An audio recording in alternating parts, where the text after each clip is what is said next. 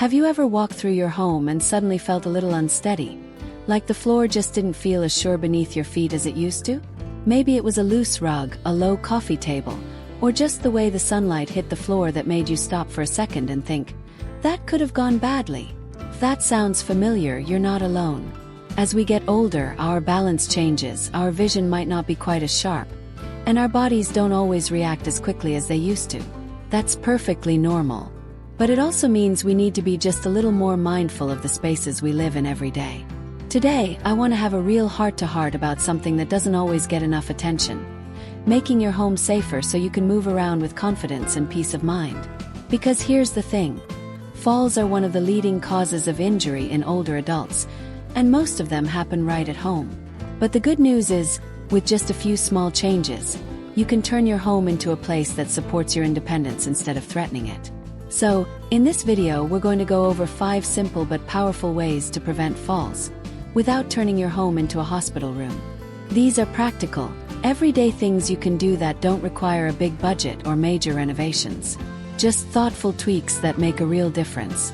Let's start with something that might surprise you, lighting. Now, think about the lighting in your home for a second. Is your hallway a little dim in the evening? Do you have to squint when you get up in the middle of the night to use the bathroom? Poor lighting is one of the most common and most overlooked reasons people trip or lose their balance. When you can't clearly see where your feet are landing, or notice that edge of the carpet curling up, it's easy to make a misstep. Adding more light doesn't mean flooding your house with bright bulbs that hurt your eyes. It's about smart lighting. For example, try placing night lights in hallways, bathrooms, and bedrooms, anywhere you might find yourself walking in low light. And consider motion-activated lights that come on automatically when you enter a room.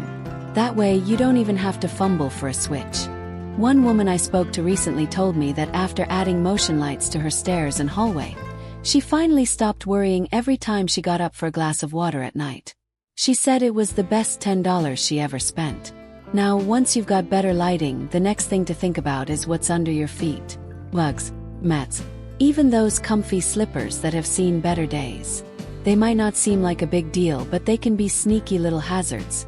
Let me ask you, have you ever caught the edge of a rug while walking and had to catch your balance? Or maybe your foot slid just a little because your slipper soles were too worn. It happens more often than you might think.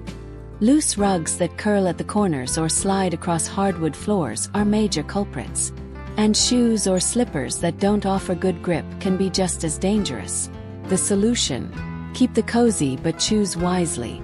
Make sure your slippers have a solid, non-slip sole. And if you've got rugs, use double-sided tape or non-slip pads underneath to hold them in place. In some cases, it might be better to remove them altogether, especially in high-traffic areas. I had a neighbor once, lovely woman named Martha, who refused to part with this beautiful Persian rug in her living room. It was a gift from her late husband, and it held so many memories. But after she tripped on it twice, we found a way to honor those memories and keep her safe. We took the rug, got it professionally flattened and secured, and added a slip-resistant mat underneath. It stayed in place beautifully, and she never had another fall there again. These little things, good lighting, secure rugs, the right footwear, they may not seem life-changing on their own, but together they create a home that supports you every step of the way. It's not about giving up comfort or beauty. It's about making sure your environment works for you, not against you. And here's another piece to think about, especially if you like to keep things within reach. Clutter. Oh yes, we're going there. Whether it's that stack of magazines you've been meaning to read, the shoes by the door, or even a cozy floor cushion for the grandkids. If it's on the floor, it's a potential trip hazard. We all love to have things around us that feel familiar and comforting. But sometimes less really is more, especially when it means more freedom to move around safely. I remember visiting my aunt a few years ago. Her home was full of warmth, memories, and honestly, a lot of knickknacks. She had a narrow hallway, and right in the middle of it sat a little side table she used to hold her keys and mail. It didn't seem like much. But one afternoon, she brushed against it just enough to knock her off balance. Nothing serious, thankfully, but enough of a scare to make her reconsider that layout. A little rearranging later, and suddenly her hallway felt open and easy to move through. And her keys. We found them a new home near the door, up on the wall. Creating clear, open walkways isn't just about avoiding obstacles. It's also about giving yourself space to react. If you ever do feel a little wobbly, having room to steady yourself can make all the difference. So take a fresh look at your living space. Walk through it as if you've never seen it before. Are there areas that feel a little cramped? Places where your feet have to do a little too much maneuvering? Start there. Now that we've talked about how better lighting, safer floors, and clutter-free walkways can help you stay on your feet, let's continue by looking at how your bathroom, the most slippery room in the house, can become a safer place too. The bathroom. Let's talk about that space for a moment. You know, for such a small room, it sure can be full of surprises. And not the good kind. Slippery floors, water splashes, and hard surfaces can make even the most careful person feel like they're walking on thin ice. But here's the thing, it doesn't have to be that way. A few simple changes can take your bathroom from a danger zone to a safe, supportive space. Start by thinking about the tub or shower. Stepping in and out can be tricky, especially if the floor's a bit wet or the edge is high. One of the smartest additions you can make is a grab bar, not a towel rack. A real, sturdy, well-anchored grab bar that's designed to hold your weight. I know some folks don't like the way they look. They feel like an admission of age. But here's how I see it. It's not about age, it's about ability. And you deserve to move through your day with strength and confidence. Installing a grab bar isn't giving in, it's taking charge. And you don't have to stop there. Non-slip mats inside the tub or shower are a must. They grip the floor and help your feet stay steady, even if there's a bit of soap or water. Just make sure they're made for wet surfaces. Those soft, fuzzy bath rugs might feel nice, but they can slide just as easily as bare tile. A shower chair can be another lifesaver, especially if you ever feel unsteady standing for long. You can sit down, take your time, and enjoy the warm water without worrying about losing your balance. One gentleman I met, Mr. Harlan, was hesitant about using a shower chair. He was a proud, active guy in his 70s who'd never had trouble getting around. But after a minor slip left him with a bruised hip, he decided to give it a try. He told me later that it didn't make him feel old, it made him feel relieved. He could finally relax and enjoy his shower again, instead of rushing through it like a tightrope walker. Now, moving out of the bathroom, let's take a look at your most lived-in space. The kitchen. The heart of the home, right? A place full of warmth, memories, and reach for the top-shelf acrobatics. We all have that one cabinet that's just a little too high, or that drawer that requires a bit of a stretch to get to. And if you're anything like me, you've probably used a chair to get to something up high at least once. Maybe more. Here's my gentle nudge. Don't do it. Chairs and stools, especially the wobbly kind, aren't made for climbing. The risk just isn't worth it. Instead, think about rearranging things so the items you use most are within easy reach. Store heavy dishes, pots, and pans in lower cabinets. Keep everyday items at waist or shoulder height. And if you absolutely need something higher up, use a proper step stool with a handle and a non-slip base. Never a folding chair or the edge of the counter. Another thing to be mindful of in the kitchen is spills. A tiny splash of water or a bit of oil on the floor might not seem like much, but it can turn into a skating rink fast. So try to get in the habit of wiping up spills as soon as they happen, even the small ones. Keep a towel or mop nearby if that helps. And if bending down to clean is tough, consider a long-handled mop or one of those standing spray mops that don't require any wringing or buckets. It's also helpful to wear supportive shoes in the kitchen. A lot of people like to go barefoot or wear socks around the house, but on tile or hardwood, that can be slippery business. A good pair of house shoes with non-slip soles can give you the grip and support you need. Plus, they're just plain comfortable.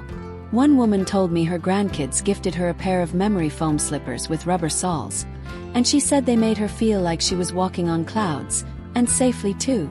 And while we're talking about comfort and safety, here's a quick question. When was the last time you had your vision checked? I know that might sound unrelated, but it's actually deeply connected to fall prevention. If you can't see clearly, you can't react quickly to obstacles. Even small changes in depth perception or peripheral vision can throw off your balance.